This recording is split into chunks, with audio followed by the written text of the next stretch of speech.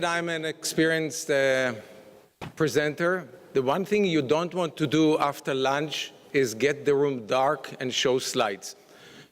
So I'm not taking any chance.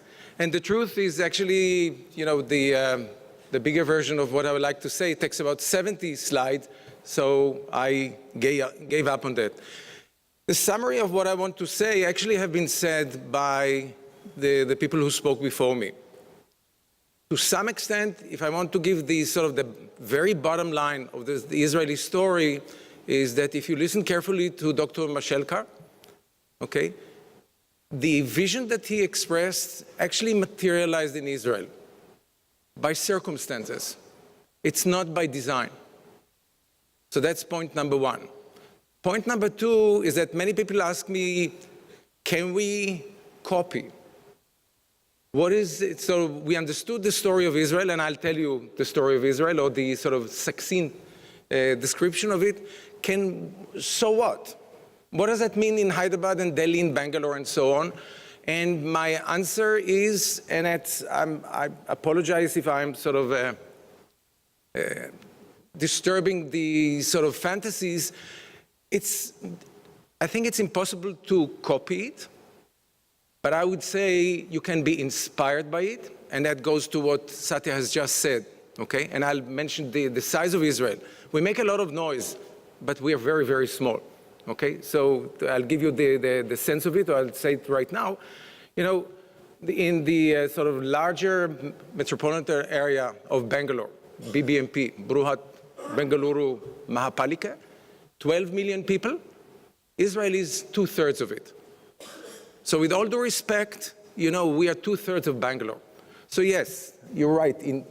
In terms of, you know, where could that possibly be a source of inspiration? It is in Bangalore, in Hyderabad area, in the national capital region, and so on. More than that, and that'd be my final point, is that you can copy it, you can be inspired by it, connect to it. Connect, build a business model where there's a network, and Israel is part of your global strategy network. American companies have discovered that way back. IBM has been doing that for 50 years now. And about one part of statistics, and it's a comment about what Satya has said, given the size of Israel, we always like to have statistics per capita. Because we're so small, so all our statistics are jumping up to the air. It's a very small country, okay, in terms of the size of the economy, size of the people, and so on. So if you are sort of looking into the sort of the particulars of the country, okay, as I said, you can create examples of that. You can create replications of it by inspiration, by trying to mimic it, this experience. And that is what I'm trying to tell you. And let me sort of do it in a more structured way. We call the Startup Nation because how many of you have read the book, Startup Nation? Okay, 3 people, okay.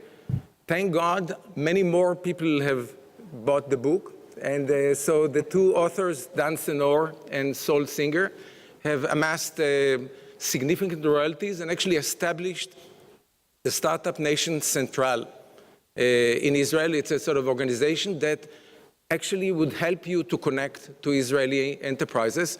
There's one of their platforms is a finder. You define what you're looking for, and the finder will help you to identify that. And actually, there's a service going on along with that. So yes, the Startup Nation book has been a wonderful PR campaign.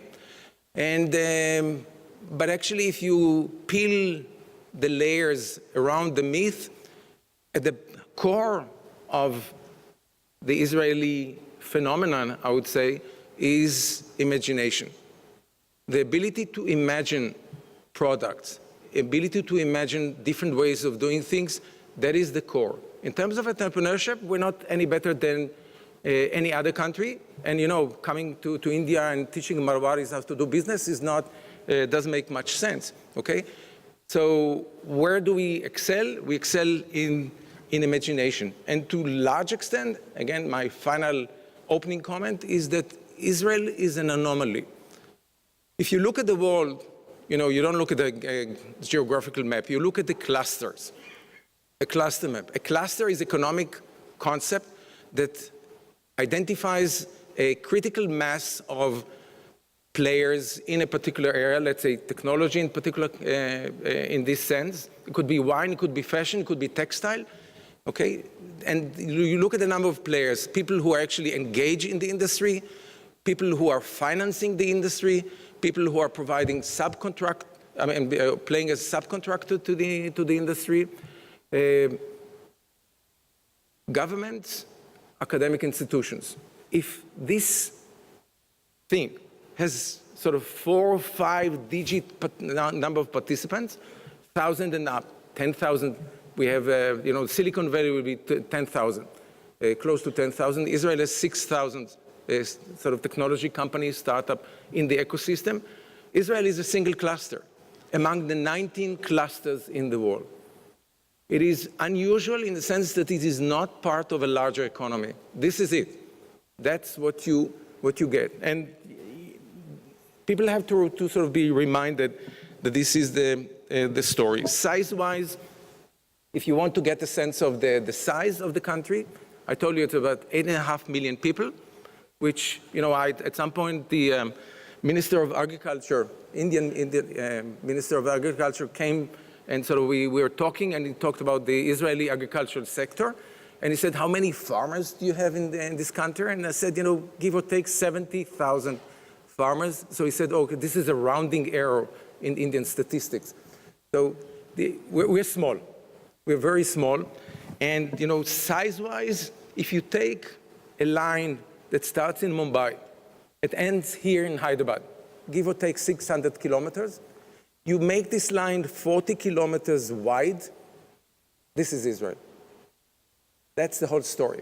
Half of it desert, half of it arable, land that can be cultivated, 8.5 million people sitting down on this thing, okay? What I will do, and anyone who is interested, you'll have my email and you can find out more.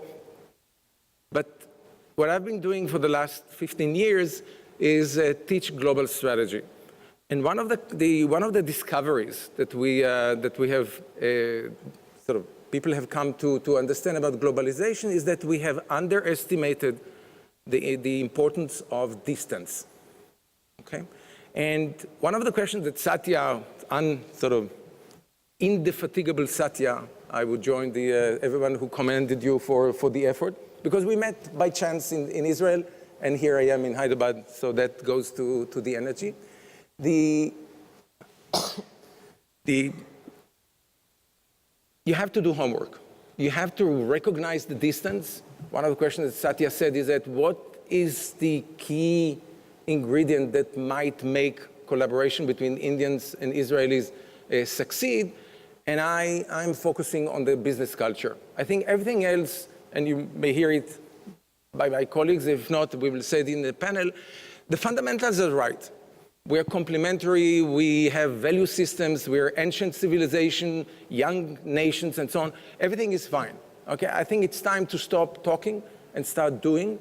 And part one in doing is to do homework. And the homework in global strategy is actually a list that of 5 items. If you have no time other than to do one thing, study the history of the place. The history and the economic history. Israel has long history and very short. 150 years is, that's a revival of Jewish settlement in Israel. Before that, there was very few Jews in Israel to begin with. We celebrate right now 100 years to the Balfour. Arthur Balfour was foreign minister of the United Kingdom, and he, in 1917, sent the letter that sort of granted the right to the Jewish people to resettle in Israel. So we're talking about very short history in that sense. Item number 2 is political economy. We are a parliamentary democracy. I will not go into that. One thing you don't have to teach Indians is about politics. You write politics with that such a big P. Our P is slightly smaller than that, but we are very vibrant and we argue all the time. And in that sense, Indians and Israelis are pretty much the same. The legal system is fiercely independent, which again can be said on the Indian system. It's Western, but it's overloaded. So, although I say overloaded, you say overloaded, this is different sort of definitions of overload. And business culture, which I'll sort of say a few words, and this will be sort of the bulk of what I want to say. And finally the country linkages, okay? We have 300, by last count, 322 R&D centers of Fortune 500 companies. And I'll repeat, 322 companies from Fortune 500 have established R&D centers in Israel. Given all the smallness that I've said before, yeah, thank you. And that is the model. This is the model. And as I said, most of them American. Chinese have discovered that. We have very early Indian companies. TCS is one. Infosys is another one that are sort of moving gingerly and following the model. You acquire an Israeli company and you make it your R&D center. And that's how it allows you to sort of scout around. And when you find another technology or another venture that fits in the white space of your offering, you sort of merge and acquire it and leave it in Israel. It has to be, you take the fish out of the water, it's a completely different story. You can eat it. It's not alive anymore. You leave it in Israel. And that was Google's experience with Waze. What do I want to tell you about culture? The three sort of keywords that I would highlight. One is that it's Jewish, and I'll explain what it means. Basically, loathing hierarchy, learning by questions, no sense of sort of distance. Actually, the word Israel, which is, everyone says Israel, we call ourselves Israel, is a biblical term which relates to sort of a story in the Bible where one of our sort of fathers, Jacob, fought with God and won. So the logic of challenging everything is that, yes, you can fight with God and you can win over God. And the meaning of the word, of the name Israel, Sarah im Elohim, is sort of fought with God and succeeded. That's a very fundamental, sort of almost DNA nature in Israel of challenging the conventions. The second one is Mediterranean. And, Raghu and Satya have been in Israel. It's a very extremely lively place. Tel Aviv is a city that never sleeps, okay? I'm told you've taken the bikes to the seashore in the morning. You can sort of rent a bike kind of thing that you can get in the hotel, go to seashore, have a sort of a swim for a while, come back. If you want to party all night, that's what our students are doing. That's something that you can do. And finally, there's two words in Hebrew, which is sort of Ihyeh Beseder. I mean, I can do the exercise if I wanted to teach you that, but you can say it, Ihyeh Beseder. Ihyeh Beseder is literally everything will be fine. But it is not Shaltaheh. It's not we'll manage when it comes. It's an optimist statement that when we come to the moment, okay, things will work out very well. The fundamental optimism is some people will say stupidity is a requirement for entrepreneurship. Okay, you have to sort of look at that, and Professor Dr. Mashilkar sort of listed the traditional leader and the new leader. The traditional leader, okay, I can tell you why it will not work. So I'm telling all these sort of people why it could not work. And I said, yeah, I understand that, you're right, but I can do better. And that is the sort of the essence of Ihyeh Beseder. So this is sort of the three words that I'd like to describe. Then let me give you the sentence that, how I'm doing on time? 3 more minutes? Okay. Each of the I'll say it slowly and I'll say a word about that, but this is the sort of the defining sentence of Israeli business culture. Compare it with the Indian experience, and when we, on the panel, we can explore what can it be, so what, okay? So I would say the Israeli propensity to innovate, to create, and to venture is a complex cultural and social base. It has complex social and cultural base. And that's why it's so difficult to copy. You can't make Indians Israelis, and you cannot make Israelis Indians, okay? It just doesn't jibe. So let me read it slowly, okay? And it's sort of years in the making. So it's driven by necessity and survival instinct. It is fed by military experience. I'll get into each of these with a sort of one more sentence.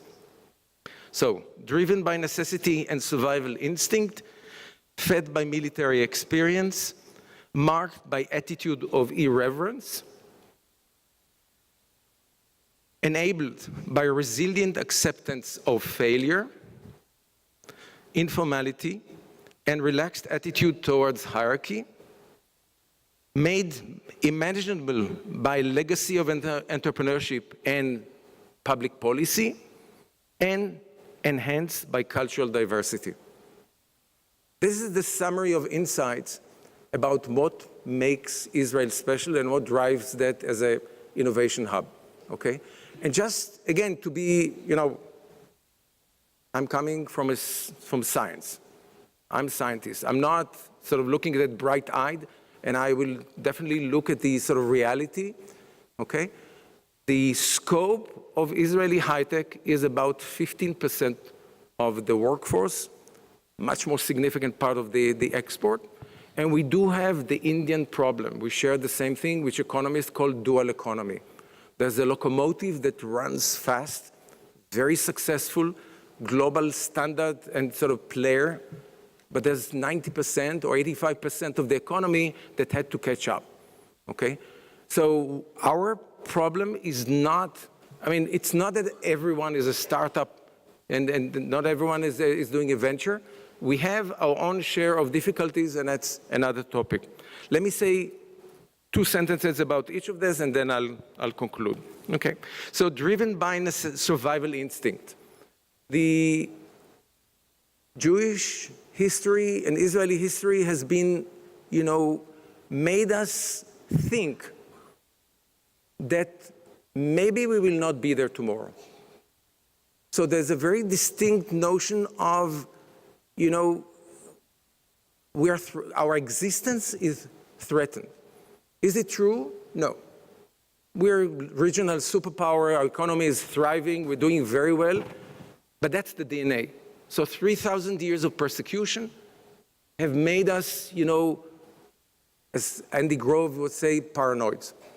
And, and we carry the trauma of the Holocaust. I don't know if are you familiar with that, but in the World War II, the Nazi Germany was determined to annihilate the Jewish people. 6 million people have died in a sort of a death machine. This is something that we carry. We're a post-traumatic society that carries the notion that maybe someone will annihilate us and we will not be tomorrow. That creates that attitude that we must deal with problems. We must solve problems. It's fed by military experience. 72% of the cohort is drafted. Boys for 2 years, the age of 18.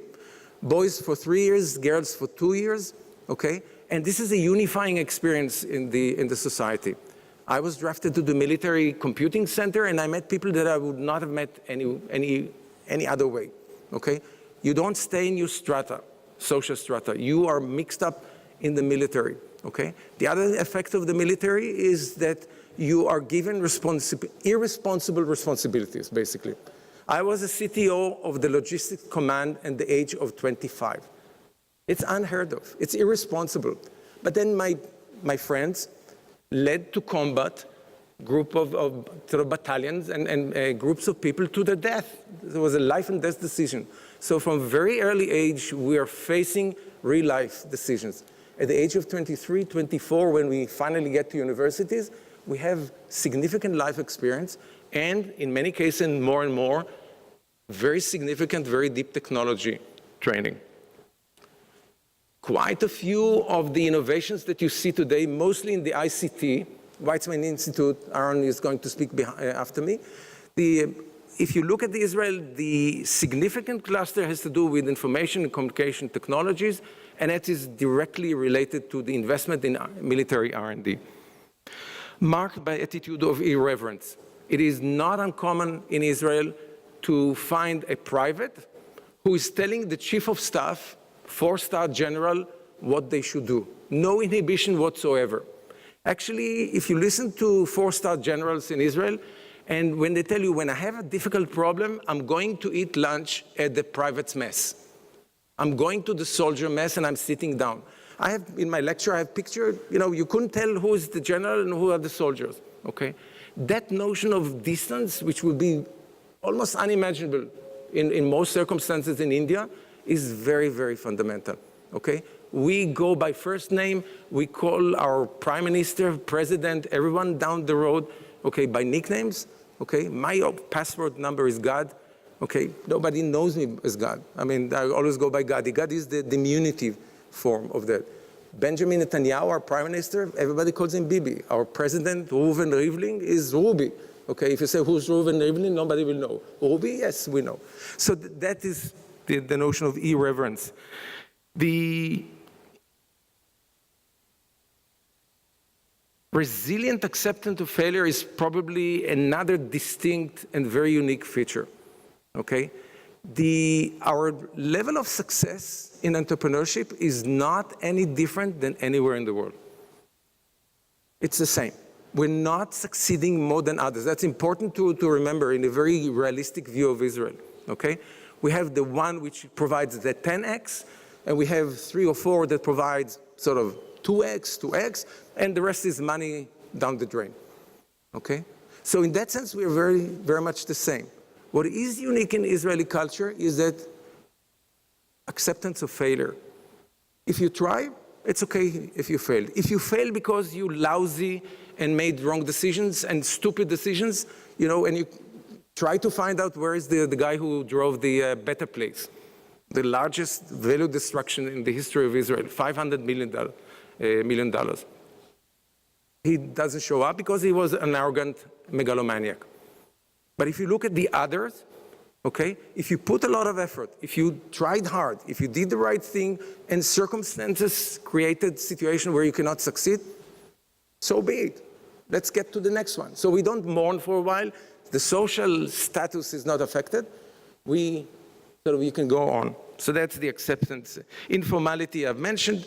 The legacy of entrepreneurship, as I said, 150 years ago, there was nothing in Israel. There were about, 100,000 Jews in Israel, 600,000 Arabs.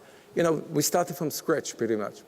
And so the story of, trying, succeeding, making that, coming to the point where Satya can describe it in such colorful, is empowering, okay? Again, I hope India will have ringing stories, and India and Israel collaboration will have ringing stories that will empower people to try.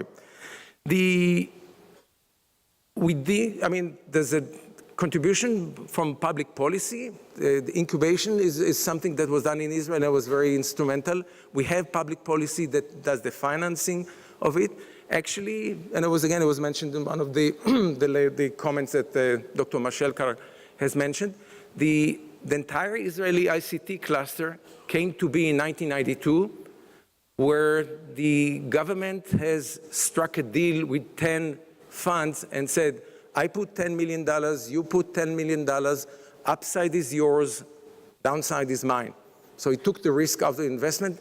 There was this sort of the spark that created the ICT, sort of the Israeli startup nation, pretty much, okay?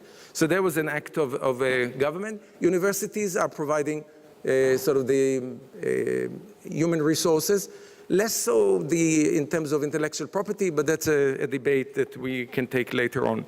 Finally, diversity. You know, if you want someone who speaks Marathi and do a call center, you can find them in Israel. You want someone who speaks Bengali or Malayalam and so on, or in Dalia, someone who speaks Chinese in local accent, let alone Russia, in all, you can find them in Israel. Almost 180 countries are represented where the Israeli diaspora came in. So that's the story. Let me repeat it. Driven by necessity and survival instincts, fed by military experience, marked by attitude of irreverence, enabled by a resilient acceptance of failure and informality, made imaginable by legacy of entrepreneurship, and enhanced by diversity. And I invite you to connect to that phenomenon. Let me stop here.